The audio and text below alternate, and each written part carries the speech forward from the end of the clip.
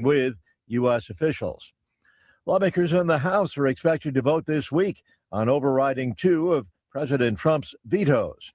Deaths of on-duty U.S. law enforcement officers fell by almost 25% last year, that according to the National Law Enforcement Officers Memorial Fund. On Wall Street, ahead of this morning's opening bell, Dow futures are down 44 points, Nasdaq futures 50 points higher. More details at srnews.com. So right now may be the perfect time for you to rethink how you pay for health care. And here's why. This time of year is decision time for a lot of people, but it's also when you can join MediShare and save even more than usual. For many families, joining MediShare means saving about $500 a month, which is a game changer for a lot of people. More than 1 million people are now part of healthcare sharing because it just makes so much sense, especially right now. And MediShare is the gold standard. Members like it a lot. We know this from member surveys. MediShare has been around for over 30 years. It is a proven thing. And if you join before January 15th and you mention the promo code SHARE, they'll waive your application fee. So you save $100 right off the bat. I'll give you the number here in a second, but just call. You'll get a price within 2 minutes. And again, the deadline is January 15th. So call now. You'll save even more. Here's the number. Call 844-45-BIBLE. That's 844-45-BIBLE. 844-45-BIBLE. Convenience just got an upgrade. Farmers State Bank of Oakley is excited to announce the opening of our brand new ATM along Highway 40, right next to Sonic Drive-In. Whether you're grabbing a snack or on the go, you can quickly access your cash without the detour. It's banking made easy, right where you need it. Farmers State Bank of Oakley, member FDIC.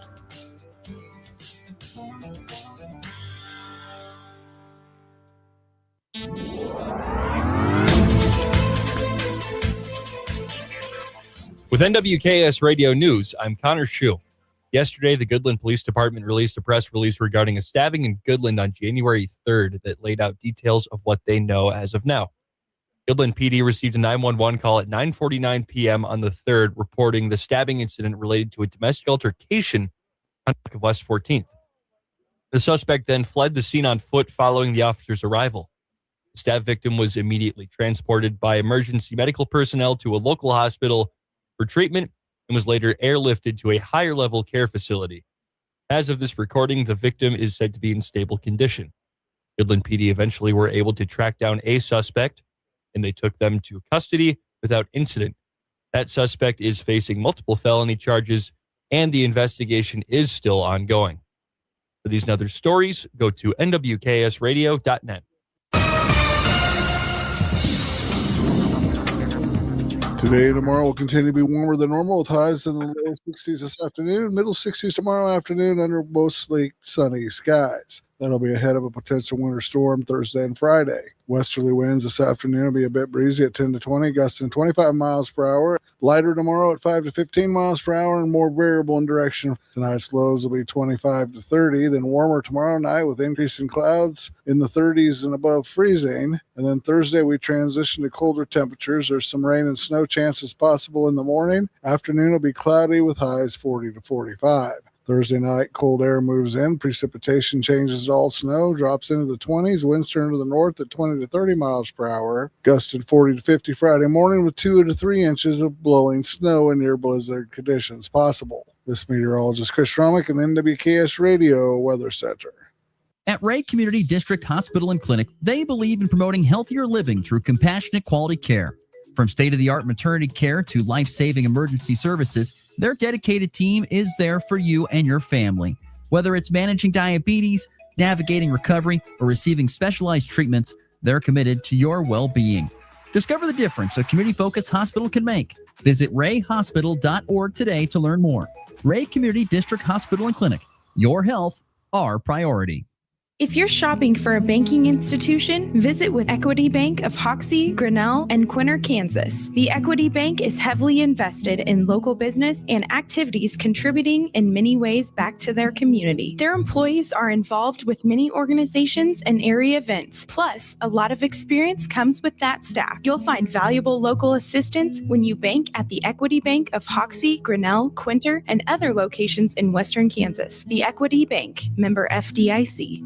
I'm not bluffing. The Bluff has great fresh cut steaks. I mean, awesome, tenderful, flavorful steaks, plus other favorites like maybe chicken fry, hamburgers, and more. They have noon and evening specials, very affordable, at The Bluff Restaurant and Bar, across from the Sale Barn in Oakley.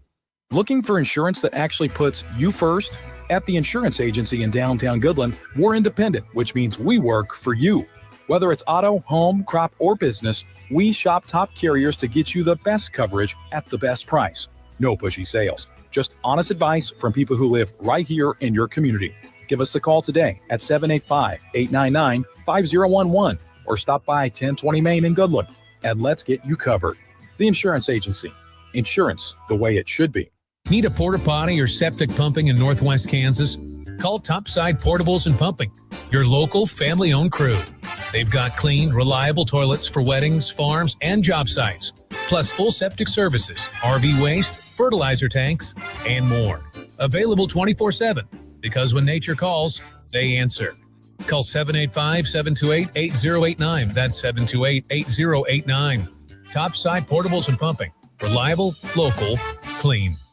Are pests making your home or business uncomfortable? Call Pest Away in Goodland, Kansas, serving all of Northwest Kansas. They provide top-notch pest control services to keep your space safe and pest-free. From ants to rodents, termites to spiders, our expert team is here to help with effective, safe, and affordable pest control solutions. Don't wait. Call Pest Away today at 785-728-7166 for fast, reliable service. Your home or business deserves the best protection. Winter's here and it's time to keep the cold out. Upgrade your home with new doors and windows from Colby Glass Company. Enjoy cozy warmth, reduced energy bills, and a stunning look. Visit Colby Glass Company today for a free consultation. Make this winter your coziest yet. You ready? Ready? 1, 2, 3, 4! It's time for the Morning Blitz with Ross Volkmer. If you want to win football, it all starts up front. Mass kicks ass. And Connor Schuh. He's the new guy. The High Plains only local sports talk show. Broadcasting live on Goodland's Rocket 102.5 and video streaming on YouTube, Facebook, and X. They're basically idiots. Covering it all from the preps. Up ahead to Blair Lennon. Lennon, the crossover back to Cure. Hello, boom! A two-handed tomahawk flush. To the pros. Shotgun snap to Nix. Protection is good. Bolden loads it up. He's got it. A receiver there. Franklin makes the catch in the end zone. Touchdown, Denver. The Blitz is presented by Pearl Chevrolet GMC, Hoover Lumber Ace Hardware, and F&B Bank. Along with Equity Bank of Hoxie, Quinter, and Grinnell, the Insurance Agency, Pest Away LLC, Topside Portables and Pumping, and the Farmer State Bank in Oakley. Let's go to work. Kicking out Davis, right side Francis into the corner. Buchanan dribble, drive on the baseline, and a two-hand slam. And Rutgers back in front by three, 85-82. Playing catch with it on the perimeter. Now Frager. Jump stop, drives it, puts it up and in! Holy cow! Frager scores it, and Nebraska's up by 7 points with 2 minutes and 18 seconds left to go. Rittenhouse takes 3rd and 9. He fires over the middle, caught by Lord, shuffles inside the 15, spins at the 10, on his feet at the 5, and he's in for the touchdown. Snap, pulled, the kick is pure. Montana State rushes the field. At long last, the Bobcats are national champions again.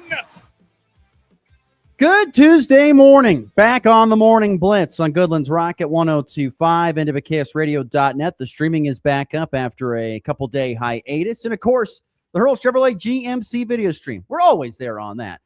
Make sure you check us out there on YouTube, Facebook, and Connor Schuh, Ross Volkmer. My goodness, what is going on here? Got to get my fat hand out of the way. My producing skills have not gotten any better in the last 24 hours, Connor, apparently. It happens. Anyway, glad to be back with you here on this Tuesday. Going to be a nice, clear start to the day, 32 degrees. High is going to be in the upper 50s, low 60s. Today, tomorrow, Thursday, we begin a little bit of a cool down, though. I actually may start a little bit tomorrow. A little bit of a cool down tomorrow. And then the white stuff, possibly the white stuff. Connor Schuh's favorite could be coming and visiting us on night into Friday. So he's got to be excited about that. Nonetheless, we got a full show ahead for you today. We will have a recap of the picks of the weekend. I was feeling really good about one of my picks late last night. It did not come to fruition. I think I know which one. You know which one. We'll get to it in just a matter of seconds. Picks of the weekend coming up, a recap of that. Lincoln Cure, former Goodland Cowboy, now K-State football, tight end, wide receiver, will join me in studio. We will talk with him about his experience, year number 1 there with the Kansas State Wildcat football program and all the news surrounding the changing of the coaches and what that has been like. A lot to get to with Lincoln Cure coming up here in about 15 minutes or so. So you want to hang around and listen to that. And we'll talk some high school hoops, a couple of big games tonight, particularly one down in Holcomb as the Goodland Cowboys and Cowgirls take on Holcomb. It is a matchup, at least at this point in time, at least if you look at the GWAC standings, the 2 top teams in the league facing off tonight down in Holcomb. We'll get to that. Colby will visit Hoxie, which I'm excited for Connor to get to experience the Hoxie gym. That's what I'm excited for him. Is it pretty special? Or? Oh, it's a bandbox. It's not real big. And if you're in the spot where I think you're going to be, which is on the floor in a little spot where you broadcast from, it's because there's a spot up in the rafters, but then there's a spot down on the floor, and usually you get to be on the floor. And so you're right in the middle of the action between the 2 benches. You're between the 2 benches in the middle of the floor in a small gym. When it gets packed, it gets crazy. I love that. It's like my favorite place to be. Love that. So you'll get to experience that tonight with Colby visiting Hoxie, and some other games tonight as well in high school hoops. We'll touch on those. We'll touch on the Blitz Bowl as Nebraska takes down Ohio State. Barely, but hey, a win is a win, particularly on the road. We'll get to that in just a minute as well. But I got to start off talking about what was just an absolutely epic, and I do mean epic, FCS National Championship game. Did you happen to watch any of this last night? Yeah, I watched most of it, but I was most locked in for the fourth quarter when Illinois State actually managed to come back, and it felt like they were going to win for a while, but the missed kicks, well, they weren't even the kicker's fault. I mean, he got 2 kicks blocked. One of them, I think, that would have put him up 35-28, and the other one, that one would have. Hold on. Let's go back here for a second. Were you watching at that point? Oh, yes. Oh, I was watching it. I pretty much turned it on as soon as the Husker game got off because I wanted to see it. And I was watching this game, and my initial thought, I don't know about you, but when I initially started watching it, I was like, Illinois State does not have a defense, because I watched Montana State on 2 consecutive possessions just run through them like a hot knife through butter. I mean, and it was just throwing the ball, running the football. Illinois State's defense was non-existent. It was unbelievable. They were just getting torched the entire first. Once again, I didn't see I would say late first quarter, rest of the second quarter on, I watched. And so from that, when I first started watching, I mean, they were just getting torched. Montana State was going down the field. There were 3rd downs and stuff, and Illinois State was giving up these long 3rd down conversions. I was like, oh my gosh, Illinois State is going to get spanked because their defense can't get a stop. And they got down by 2 scores, but Illinois State's offense came charging back. And then they went into halftime, Illinois State, and they made the decision like, well, if we're going to get burned, we might as well try our darndest to make him uncomfortable. So they pretty much said every time we get into 2nd and 3rd and long, we're going to bring the house defensively. And guess what? It worked. You're exactly right. It worked. And here came Illinois State and that offense, which has been dynamic all postseason long with Rittenhouse, the quarterback. And they were able to get it, like you said, to a 28. Was it a 28 all game? What was it? It was, 28-28. And then the blocked field goal. The blocked field goal. They had it with under 2 minutes, with a minute to go. Yeah, like a minute 7 to go. They had the ball. They were driving down the field. They had it within your typical field goal range. It wasn't like it was like a 50-yard field goal, probably like a 35, 40-yard field goal is what they had.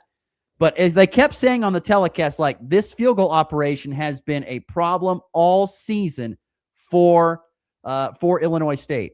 And boy, they nailed that on the head, because that operation was very poor. Very poor. Because not only did they get an extra point blocked, in the overtime, but they get that game-winning or possibly game-winning kick blocked with about a minute left to go. But I tell you, what a football game. Just entertainment purposes. How about the crowd? I mean, they were great. This was played in Nashville, which, by the way, is such 2 things. They've redone Vanderbilt's football stadium. They've redone it, and it looks super sweet. I mean, it's not real big, but it looks really nice because half of it is new. The end zones are new, and it has a big game feel. And the crowds that came and watched that game from Illinois State and Montana State were huge. They had like 14,000 people there. And if you were listening to the telecast, the crowds were super loud. How about Montana State? They couldn't figure out the side. They had to do the clap count, and they had 8 false starts. 8. And then they had that one snap pretty late in the game when they were driving and they had a chance to win, and their center snaps it over their quarterback's head, and you're like, oh my goodness. Okay, so Illinois State's going to win. This game was on drugs is the best way to put it. It was, they call it was a drunk game. It was, but it was so entertaining. And I honestly, when Montana State gets a touchdown overtime, they make the extra point to win it, 35-34. I mean, my heart went out to Illinois State. Yeah. Think about the run that they went on. They were like one of the last teams into the postseason. They knock off the number 1 seed, North Dakota State. They go on this amazing run. They face off against Montana State, who's been a consistently very good FCS program for many, many years now. And you pretty much could have won it if your field goal operation was worth a darn. But I'm telling you, I'm not, like you said, you can't blame the kicker. I think it was everybody. It was the snap. It was the hold. It was the kicker. It was just not a very good operation. Trust me, I have seen that a lot more than you would like to see over the course of time. Well, I think the big problem was the left side blockers, because each time they got a block, someone from Montana State came off the left side, and it was always the guy farthest left, just came across the edge, almost totally unblocked, and got each kick. So the holds were good. The kicks were probably fine. I mean, we didn't really get a chance to even see if how do we know? Good, but nothing looked out of sorts except for just that left side just broke down each time. And oh man, I wonder if those kids are coming back next year and they're going to be on the kicking team. It's going to be a long off season for them, I think. I don't know. I mean, just amazing. I mean, Tommy Rittenhouse, the quarterback for Illinois State, 33 of 46, 311, 4 touchdowns, no picks. He was amazing. Victor Dawson, their running back, ran for 126 on 29 carries. He's pretty much just a keep you honest type of guy. Their offense for Illinois State was great. It was a dynamic offense. And there were some exciting plays. I mean, the run by their Dylan Lord, by the way, if that guy's not playing Division I football next year, I don't know what you're doing. I don't know if he's a senior. But Dylan Lord, I think he's a sophomore. I think he's a freshman. Dylan Lord's a freshman. Yeah. That dude's going to the league. He's going to the big spot. He's going to the big spot now. But I mean, that performance from Dylan Lord was amazing to watch. Just super impressive. And he was fantastic. That one touchdown that tied the game up after they were down 2 scores. He had a great little weave play. I mean, there were great plays by Taco Dowler, great name by the way, and Dane Man of Steel for Montana State. The 2 wide receivers. Dane Steele had a great hurdle play before the half when they scored in the last minute to go up to, I think it was 2 scores there at halftime. I mean, just there it is, actually, right there in the Hurl Chevrolet Championship edition. There was the hurdle. It was great. Incredible. It was just so good. I don't know about you, but it made me feel happy. In an era where football is, especially college football, has kind of made me sick with the transfer portal and all that stuff, watching these guys who probably aren't getting paid more than pennies going out there and playing the game they love at a very high level, it made me happy. That was about as good a pure football at the collegiate level as you're going to find.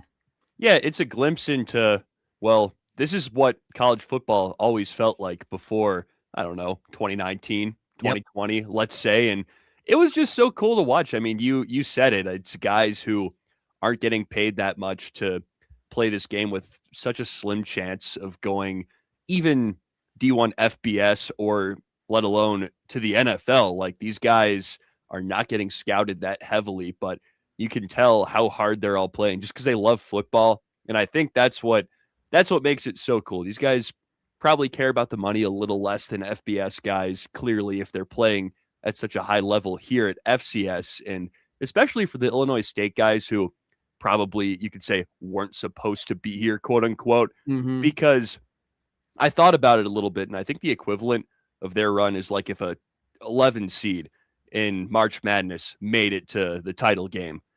a little bit different. I think like even a 14 seed. I think they were the last team into the postseason. They were down there. They were one of the last ones.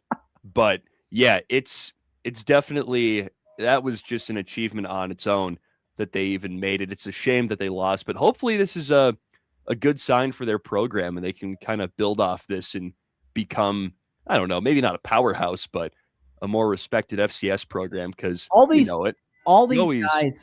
guys were overlooked. I think that's the biggest thing. You're talking about how, these guys they're playing because they were overlooked. They weren't tall enough. They weren't fast enough. They didn't have long enough arms, didn't have big enough hands. Tommy Rittenhouse is 5'11" quarterback.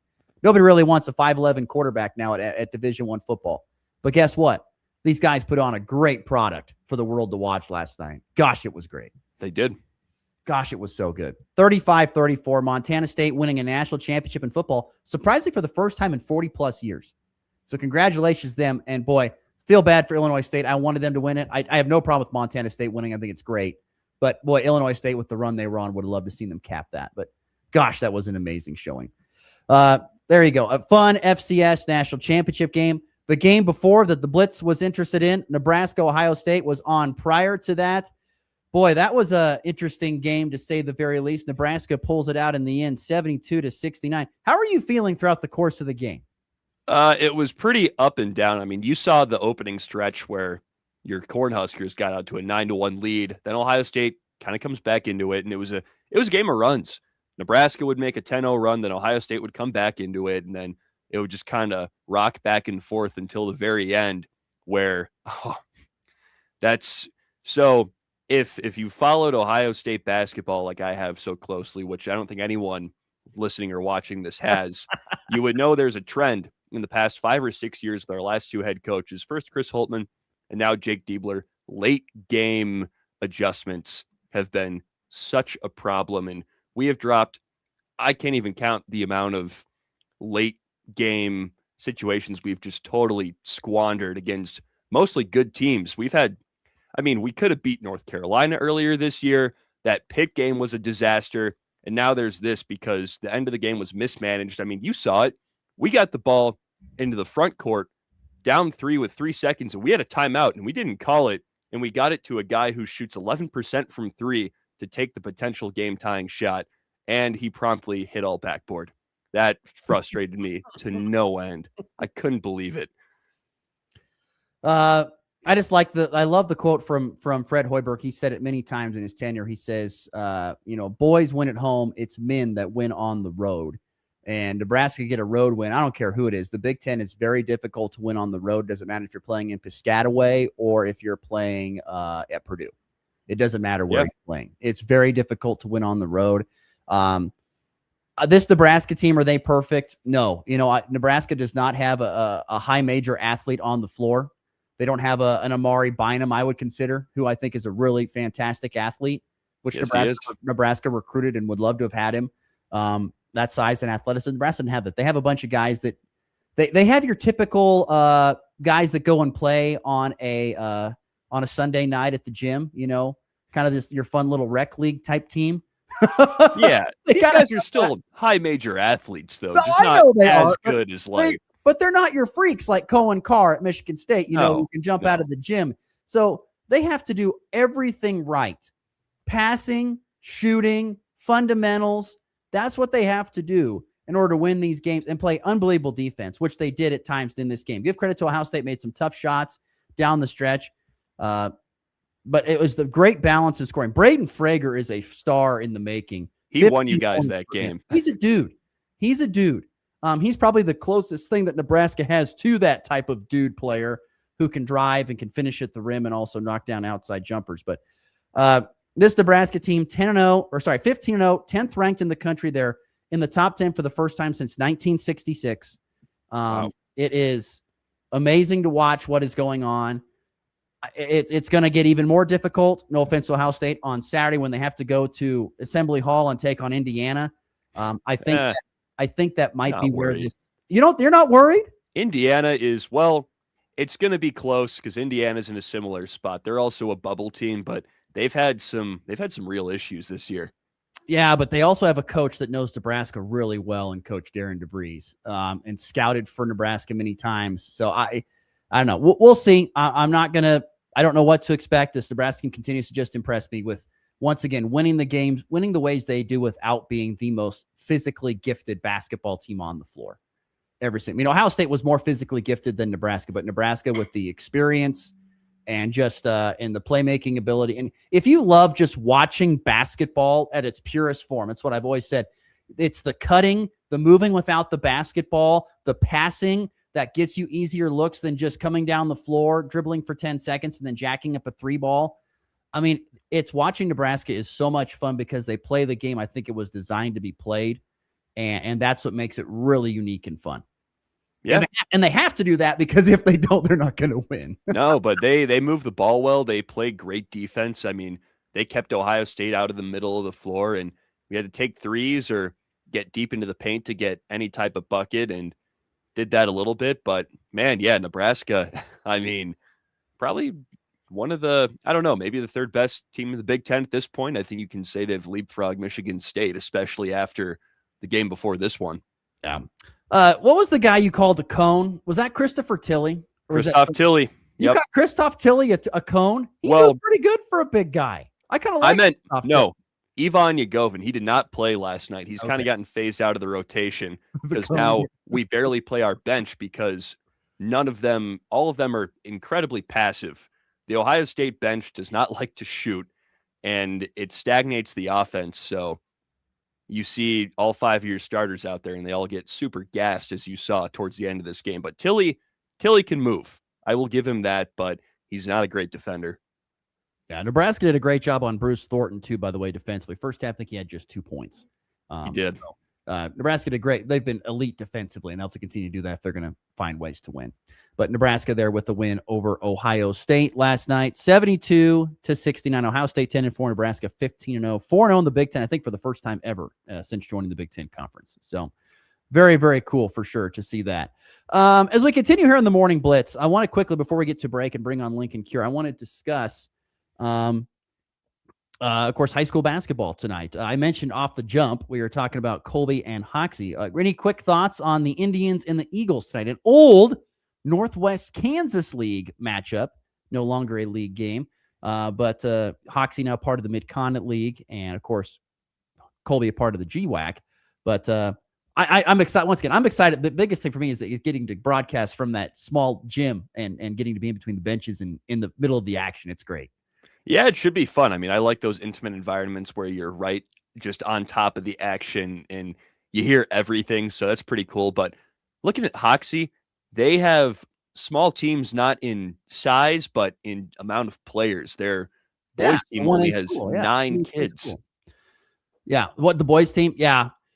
Like I said, it happens when you get to these smaller schools and you have, and Hoxie, by the way, Hoxie wrestling is the creme de la creme of wrestling programs in the state. So you have a lot of guys that go out for wrestling. Yeah. So you don't have as big a Hoxie. I mean, probably around 10 years ago, maybe a little bit more, 12 years ago, Hoxie boys basketball was pretty darn good. They had some really good players, and they were at the state tournament competing, for third place and things like that. I covered that in my early days here in Northwest Kansas. And so they've had some good basketball programs, but wrestling has just become the powerhouse that it is right now, winning 5 consecutive state championships. And when that happens, people want to be a part of winning. And so you don't see as many guys on the basketball team. The boys game, I think Colby's probably going to take more than likely, no offense to Hoxie. But the girls game, I think, will be highly entertaining because it'll be closer. Hoxie girls are very good, very well coached, and also have a really good basketball program. They're really good on the girls' side. So yeah, it would not, and this is no offense, Colby, it would not surprise if we see Hoxie win that game. Hoxie is that good. It could happen. Yeah. So, really, really good. That's one of the games tonight. Also tonight, you've got Wallace County hosting Wheatland-Grinnell, Weskin hosting St. Francis, Golden Plains hosting Wichita County, Cheyenne at Juanita Palisade, Nebraska. Rollins County and Trigo will be competing at the Colby Event Center. That's where they're playing that game. Quinter hosts Hill City, Oakley at Decatur Community, and as I mentioned earlier, Goodland on the road at Holcomb, their first game of 2026. Goodland played 8 games before the holiday break, which was a ton of basketball, and had 7 games in 10 days to finish up the 2025 portion of the season. They're coming off both Goodland Cowboys and Cowgirls 1 and 2 performances at the Flurry on Flush basketball, which was, as Bill Berman put it, very well, it's kind of like a mini state tournament with the amount of talented teams that were there. And so I'm fascinated to see how they look coming out of this break, because Holcomb, for example, got a little, and like Colby, got a warm-up game in on Saturday. They took on Garden City, both won close games. So now the question is, how rusty is Goodland from the holiday break? Are they rusty? That's a question I'm interested to see. And how much did these games against really good competition just a couple weeks ago before Christmas, how much did it allow the coaches to learn about their teams, make adjustments, and be ready here for now the slate of 4 consecutive league games before the Orange and Black Classic in a couple weeks? I'm very fascinated. It will be a very Holcomb is a very good basketball program, both boys and girls. I'd say if you were, putting odds on who would win the league titles at this point in time, you'd probably say Holcomb boys and girls, because they're off to 2-0 starts. And Chad Novak's a fantastic coach down there at Holcomb for the boys side, and the girls have extreme talent on their roster, the Galliard sisters. And you've seen both Holcomb teams already once. What were your takeaways from them? They're really, really good. They're undefeated for a reason. Both teams play incredibly fast. So I think it's up to Goodland to match the pace in some way and try to slow them down if possible. But they both play very well in transition. I would bet money that Holcomb girls are probably going to press Goodland, so Goodland better be ready to handle the press. Yes. So better be prepared for that. And Goodland has struggled with that at times, so hopefully that's something they've kind of got ironed out over the holiday break. That'd be handy, because Holcomb's going to press, and Goodland better be able to break that to get in their half-court set. I have a feeling that game will be very close. I just have a feeling that'll be a close game, down to the wire, kind of like the Colby-Holcomb game was there. I think it'll be close. Yeah. Boys game, it's all about the haymaker, baby. I've said it for many years now. The Holcomb haymaker. You do not want to come out of the gates and get get punched to the ground in the first quarter. You have to be able to hang in the first quarter with Holcomb. Otherwise, they come out and they from the tip, they come out and they throw a couple big haymakers, a couple big threes, get the crowd into it, a couple steals and layups, and all of a sudden you're down 10 and you don't know how to get out of it. So it's going to be a big, big thing tonight to get off to a fast start for Goodland Cowboy basketball. And then I think they'll hang around, because Goodland has proven no matter who they've played. Second ranked Silver Lake, a Bueller squad that was ranked in 4A. It doesn't matter who they've played. Goodland boys have hung around, and they're going to have to hang around, particularly in the first quarter, to try and get this one on the road, Holcomb, which has been a very difficult place for Goodland to win. They've only won there, I think, a couple times in the last 25, 30 attempts.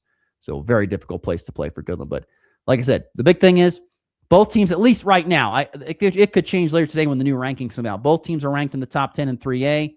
Holcomb is ranked 4th in both boys and girls. Goodland is ranked, I think, 6th or 8th in both their spots. That could change, though, because of what happened with the flurry on Flush. Goodland may not be ranked now, but Holcomb will be ranked. And both teams are unbeaten, though, boys and girls, in Goodland and Holcomb at 2-0. And this will decide who's going to sit atop, at least for now, in the league standings. So big-time games tonight down in Holcomb. All right, let's take a break. We come back. Lincoln Cure set to join us in studio. Kansas State wide receiver and tight end. That's next on a Tuesday edition of the Morning Blitz. Kick off 2026 ready for whatever winter brings. At Hoover Lumber Ace Hardware in Goodland and Colby, they've got the gear to start the new year strong. Get organized with rugged storage totes. And when the snow starts falling, if it does, power through it with Ego and Craftsman snow blowers. Or if it's just the light stuff, blow it away with Ego leaf blowers. And don't forget ice melt to keep your sidewalk safe all season long. New year, winter ready. Hoover Lumber Ace Hardware in Goodland and Colby. Helpful folks, trusted brands, and everything you need to get it done. The holiday season just got brighter at Hurl Chevrolet GMC in Goodland. Wrap up the year with 0% for 36 months on all 2026 Chevrolet Trailblazer and Equinox models. Or slide into a new GMC, 1.9% for 36 months on a 26 Arcadia, plus up to $7,000 in rebates on a 26 GMC Sierra 1500 Elevation with Turbo Max with eligible trade-in. Big savings, big style, and big holiday cheer. Only at Hurl Chevrolet GMC in Goodland, Kansas. Stop in today or visit online at hurlchev.com. It's time for a check of the markets with the Anderson Trade Group on the Kansas Farm and Ranch Radio Network. This is Austin Wright with the Anderson Trade Group in your morning market update. It is January 6th. March corn, $4.44 1/4. May corn, $4.52. July corn, $4.58 1/4. March 26 KC wheat, $5.22. May 26 KC wheat, $5.33 1/2. July 26 KC wheat, 546 3/4. March 26 soybeans, 1066 1/2. May 26 soybeans, 1077 1/4. Dow Jones futures are currently down 46 points at 49,182. S&P 500 futures are currently down roughly 1 point at 6,943. NASDAQ futures are currently up 37 points at 25,615. Gold is currently up 27.50 at 4,479. Crude is currently up 41 cents at 58.73. For your grain marketing needs or more information on our freedom pricing tools, you can reach the Kansas City office, Jared Law, Tyler Grush, Tom Saludo at 913-748-3000. The Anderson Trade Group, proud market partners with Kansas Farm and Ranch Radio. Find out more at andersongrain.com. The risk of loss through trading futures and or options is substantial, and each investor or trader must consider whether this is a suitable investment. Past performance, whether actual or indicated, is not indicative of future results. The Anderson Trade Group has no guarantee that the advice given will result in profitable trades. When the game is on the line, championship teams know the game plan. They communicate and work together to win. We all need a game plan to protect ourselves online. Talk to family and friends so they know how to stay safe too. Create strong passwords, turn on multi-factor authentication, update software, and recognize and report phishing, because online safety is not something you want to fumble. Get more game-winning tips at CISA.gov/secure our world. Then share them with family and friends. Kansas Corn reminds you that E15 fuel is the right choice for every kind of driver. For the car enthusiast, E15 has higher octane. For the thrifty driver, E15 is priced lower than regular unleaded. For the nature lover, E15 provides cleaner air. For the shopper who buys local, E15 has more ethanol from our Kansas corn farms. Choose E15 for a higher octane, lower price, and cleaner American fuel. This message from the Kansas Corn Commission.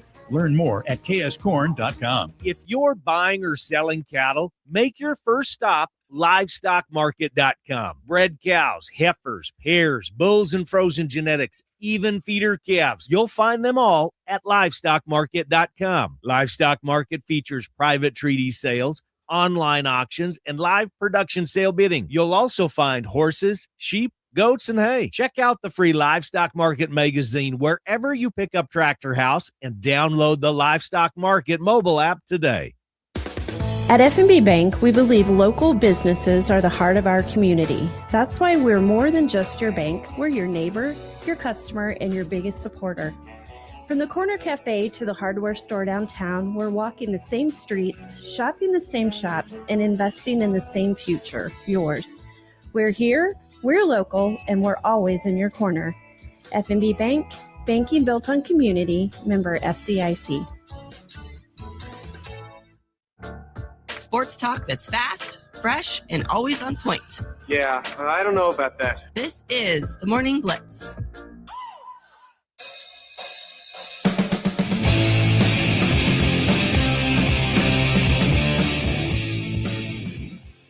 Back here on a Tuesday morning on the Morning Blitz, January the 6th, currently clear and 32 on our way to a high in the low 60s today. Well, I'm not 110% sure, but for those who don't know, there's a train track that runs right here north, and I don't know if Lincoln got caught by the train, but he has not made it into studio yet. So I'm sorry for all of our listeners that we're hoping to see Lincoln Cure. Hopefully he'll join us. If not, we'll get him on tomorrow. We will see, but I think he might be caught by the train.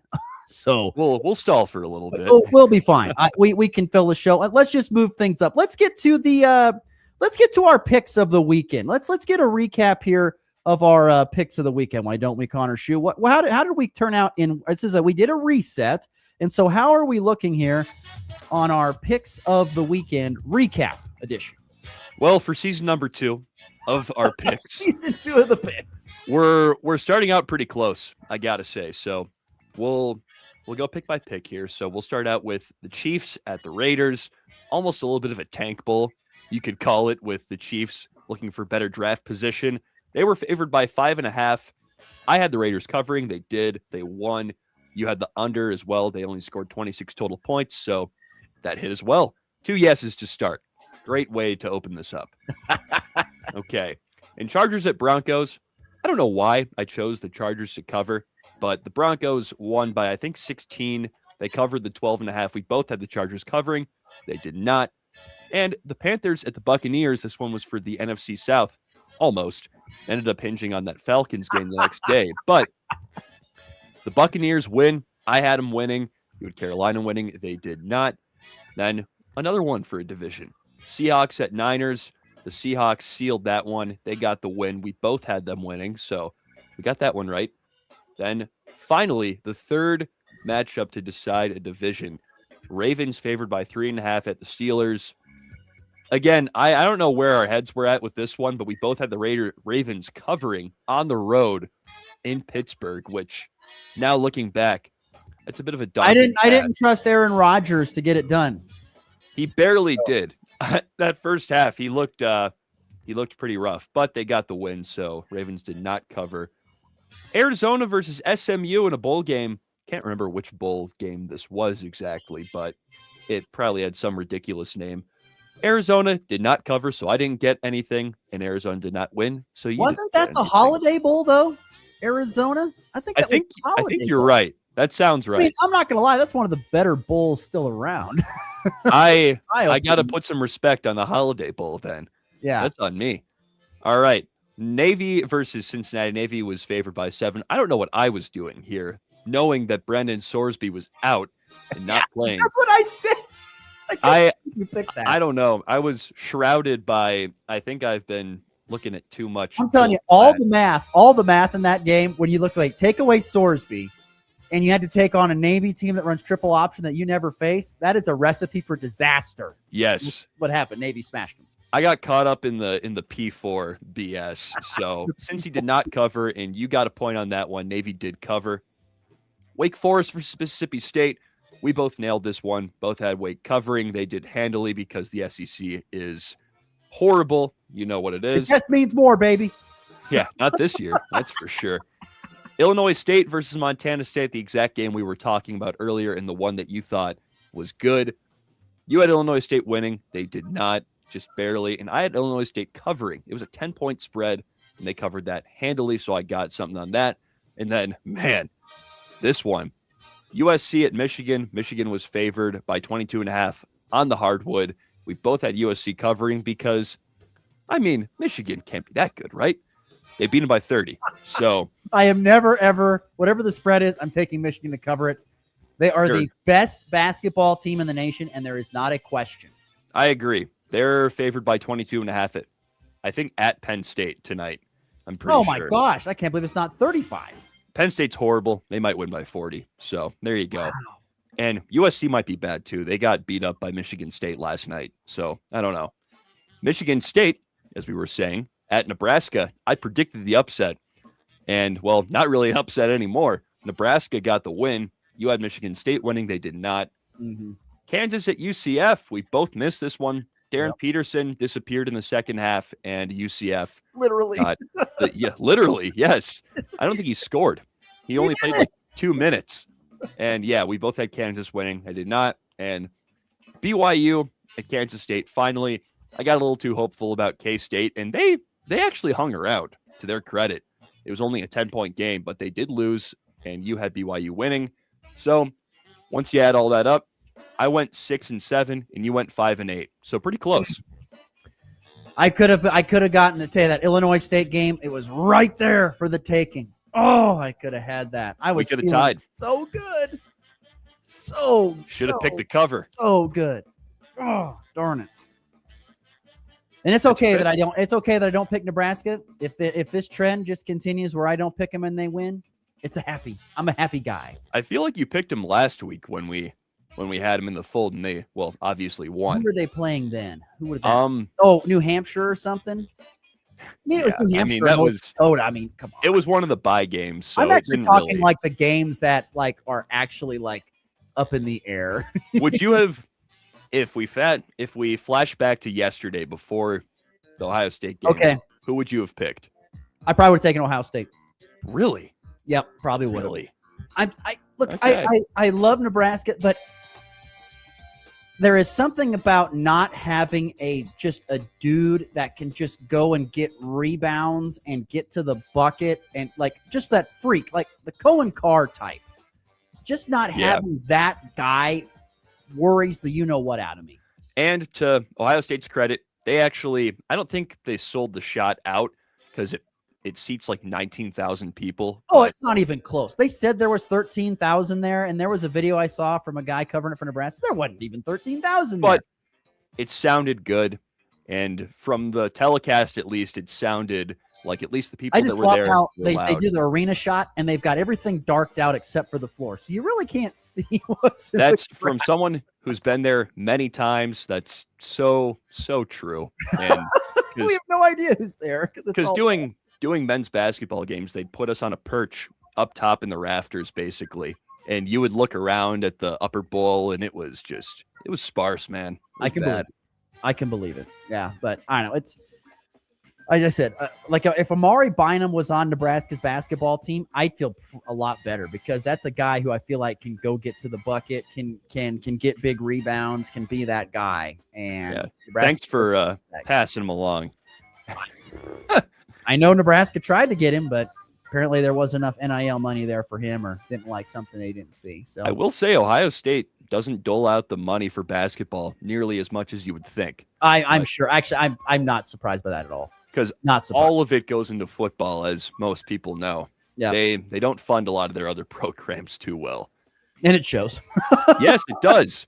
We were consistent. Ohio State is consistently middle of the pack, but haven't been great since I think it was 2020 where we were a 2 seed, or supposed to be a 2 seed. And then COVID happened. Mm-hmm.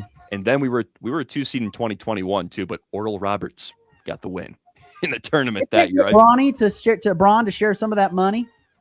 I wish he could. I bet he's donating a little bit. I mean, that's like he always supports Ohio State, so I don't know.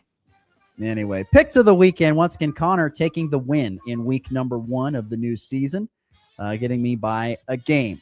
Okay. Once again, we apologize for those who tuned in to watch Lincoln Cure. He has not made it into the we'll try and punt that for tomorrow. Hopefully, we'll try and get him on. He said he's around for, I think, the next 10 days or so. So we'll try to. We've got plenty of time. We'll try to get him on tomorrow. We'll see if he can. And if not, we'll try to get him on at some point in time here. But anyway, there you go. Picks of the weekend. A recap of the picks of the weekend with Connor Schuh taking the victory here in week number 1. How do you like my picks music? I really like it. It gives me a Vegas feel. It sets a good scene for picks, specifically what we're doing here. I love the picks music. So anyway, let's get to break. We come back. As you know, on this program, I love college football, but I absolutely hate this time of year. Hate it. And I will explain why next here on the Morning Blitz on a Tuesday. New Year's, a time for new opportunities, new beginnings, and resolutions. At Colby Furniture, we are excited for all the new opportunities to serve our community in 2026. And we want to wish you a very happy new year. The holiday season just got brighter at Hurl Chevrolet GMC in Goodland. Wrap up the year with 0% for 36 months on all 2026 Chevrolet Trailblazer and Equinox models. Or slide into a new GMC, 1.9% for 36 months on a 26 Arcadia, plus up to $7,000 in rebates on a 26 GMC Sierra 1500 Elevation with Turbo Max with eligible trade-in. Big savings, big style, and big holiday cheer. Only at Hurl Chevrolet GMC in Goodland, Kansas. Stop in today or visit online at hurlchev.com.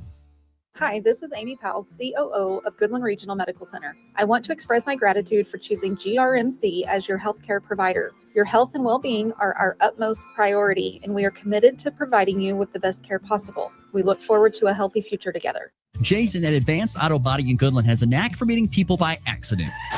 But that's okay, since he and the staff have more space to accommodate these friends. Make an appointment or get a quote today by calling 785-899-5555 or stop by just west of the Van Gogh in Goodland. To get Santa through the snow, it's an Otter angle dozer blade made and shipped all over the country from Otter Incorporated, Clayton, Kansas, where owners Frank and since it's his brother Greg say thank you. You have it made with an Otter blade. OtterDozer.com. It's game time. What time is it? Game time! You're listening to the Morning Blitz.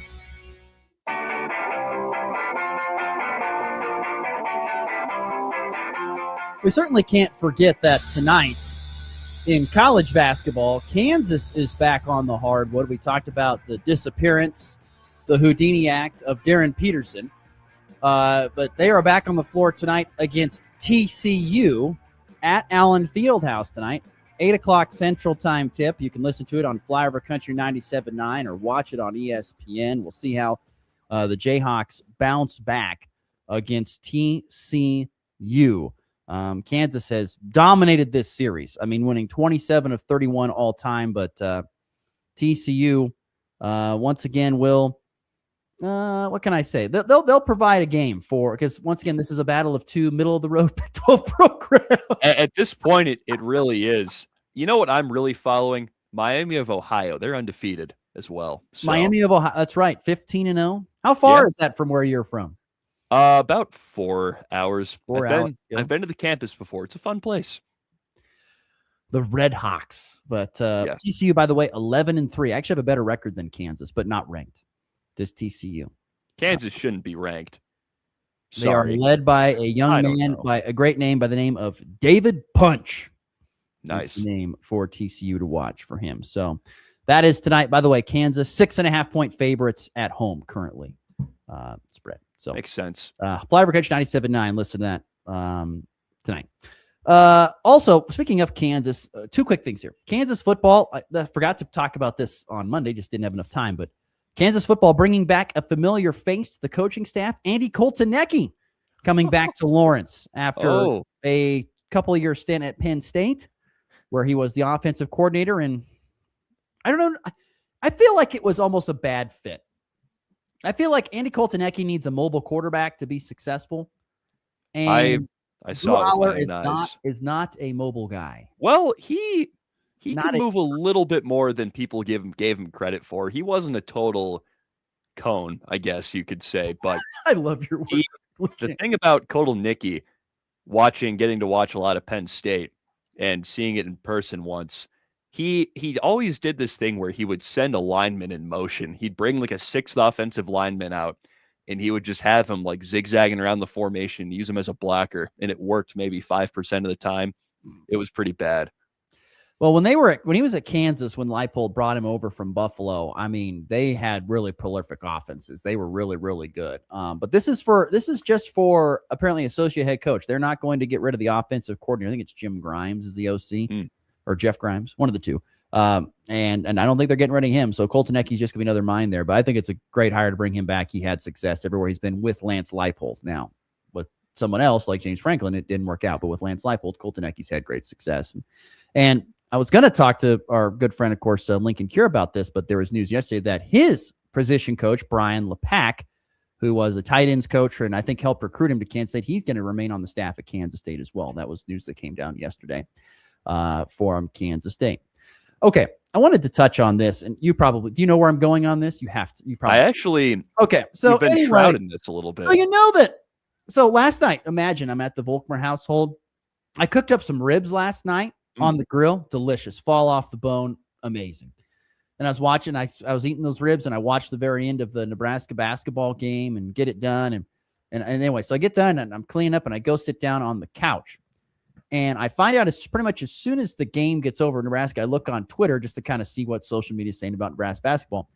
Come to find out that Nebraska's first portal signee, I was going to tell you that, has decided to jump ship and go to Kentucky. Quarterback Kenny Minchie, who we talked about on the program yesterday for just a few moments, decided that, well, I'm not going to go to Nebraska. I'm going to go to Kentucky because apparently through reports, and maybe it's true, maybe it's not, Kentucky just gave him a blank check and said, come play quarterback for us. Folks, I can't stand the portal era. I can't stand it. It makes me absolutely sick. It really cannot make me sick.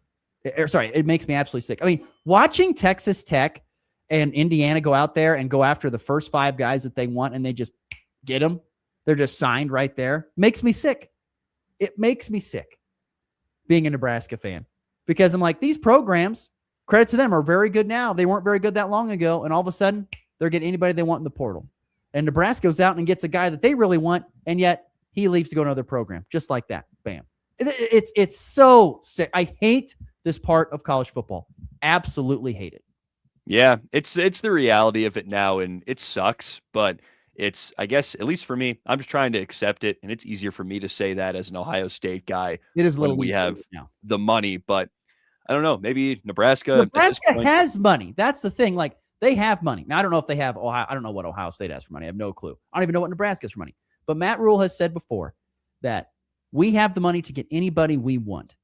Okay. Now, I don't think Nebraska, but I also think Nebraska thinks we're not going to go out there. We're not going to spend $3 million or $5 million on a quarterback, because then you have no other money to spend on anybody else. Yeah. I think they're trying to be good stewards about that. And that's fine. I'm okay with that. But it makes me sick. I miss the days. Like, I miss the days of recruiting a roster, building that roster, keeping that roster around, no matter what you said or did to the kid. Well, that sounds terrible, but no matter what happened, during practice, if you got a butt chewing or something like that, you couldn't just get up and leave because you weren't happy. You had to hang out, unless you could transfer, but you had to sit out a year. Yeah. I miss the old rules. I miss seeing guys develop over the course of a 4 or 5 year span and then playing. I've got a proposal. Okay. I've seen this brought up in other places, given the stuff going on in men's basketball, but it can be applied to college football as well. I think these days you should get one free transfer where you don't have to sit out a year, but if you want to transfer again, you got to sit out a year. I feel like if the NCAA could implement that, like kind of a mix of the current day and the old day, I feel like that would be ideal for transfers, so guys aren't just flipping everywhere and you don't get guys going to like 4 schools. There is a guy that Nebraska is looking at. I've been reading from UCLA. If he were his next school that he goes to, remember who it is, will be his 5th. Is it a quarterback? No, he's a defensive lineman. Okay, I was going to say 5 schools in 5 years. Yeah, that's crazy. Just at that point, just like I'm a proponent of guys going and getting what they want, but if you're on school 5, I think you might be the problem a little bit. There might be something going on in your own world where you should probably just sit with the program and try to just let yourself develop at least a little bit there. Like, come on, make a home. Yeah, I don't know. It's so sickening. It really does make me sick to watch it, Connor. It really does. I miss the days of seeing a guy come in. He was maybe a recruit, and he worked his way through, and then became a really good player. And you built teams like that. And now you really can't do it that much anymore. It's too much relying on the portal. If a guy gets doesn't get enough playing time, or doesn't like the way something handled with a coach, he just leaves. Yeah. By the way, I would be fine with your proposal. There's a lot of college coaches that think that's the way to go. So, okay, so you got dealt or sold a bag of beans on your recruiting visit. You went there, you didn't like it. It's not like you said they were going to be. So you can transfer one for a year. Fine. Yeah. After that, you're stuck unless you're going to sit out for 2 years. You're going to sit out a year, and then go. Yeah. I'm fine. And I have one more thought about Minchie. Nebraska's a better situation than Kentucky. Obviously, this has to be money driven, but Kentucky is horrible. They might be the worst team in the SEC, and it's going to be tough for them to really move up in that conference. Well, Nebraska is at least kind of been hanging around in the middle of the Big Ten for a few years now, and there's probably upward mobility available, but I don't know. He must have gotten a bag thrown at him by Kentucky. I mean, that's all I got. I hate, and once again, it doesn't have to be this is just an example at Nebraska, but it's happening at other programs, and it just makes me sick. I hate it. I hate it for college athletics. I hate it. And I'm hoping that this is just an era. We talk about the steroid era. I hope we have the portal era. And I hope someday we get this under control, because it's awful. Absolutely hate it. Anyway, we got to get the walk-off. High drive, deep left, grand slam! And back lifts his ball deep to right. How about a walk-off Brady? Thomas to the 10.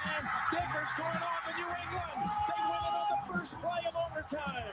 Mahomes flings it. It's there. Hardman. Jackpot. Kansas City. Thank you to listener Brian. Brian says that if Nebraska, he says Nebraska basketball is going to be ranked 6th or 7th now. And he goes, if they ever reach number 1, I'll buy you a hot dog at a basketball game. Deal, Brian. I don't think that's going to happen. Michigan is going to be ranked number 1 for as long as I can remember. There's no way they're going to get surpassed. Yeah, they're aren't they also undefeated? Yes, undefeated. Yeah. I think there's still 5. I think there's still 6 teams undefeated. Nebraska, Vanderbilt, Miami of Ohio, Michigan, Arizona. I'm missing Is the other one. Duke undefeated, I think? Maybe Duke's the other team. That's No, Duke has one loss. I'm looking at it right now. I'm not for sure, honestly. Yeah, I don't know either. I mean, Anyway, anything for the walk-off? There's more good college basketball on tonight. Aside from the Kansas game, Duke and Louisville are playing. Georgia and Florida, good matchup. That's a lot of fun. I mean, now that conference play has started, now we get a lot of good stuff in the power conferences. UCF and Oklahoma State's interesting. Iowa, Minnesota. Minnesota's got some dudes, man. I was watching their game with Northwestern on Saturday for a little bit. They've got a point guard, Langston something. I can't remember his last name, but he can pass the rock. So, yeah.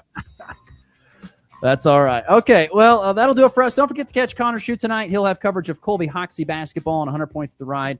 Yours truly will have Goodland down at Holcomb right here on Goodland's Rocket 102.5. We're back tomorrow in 23 hours. Hope to talk to you then. Have a good one. It's been the Blitz.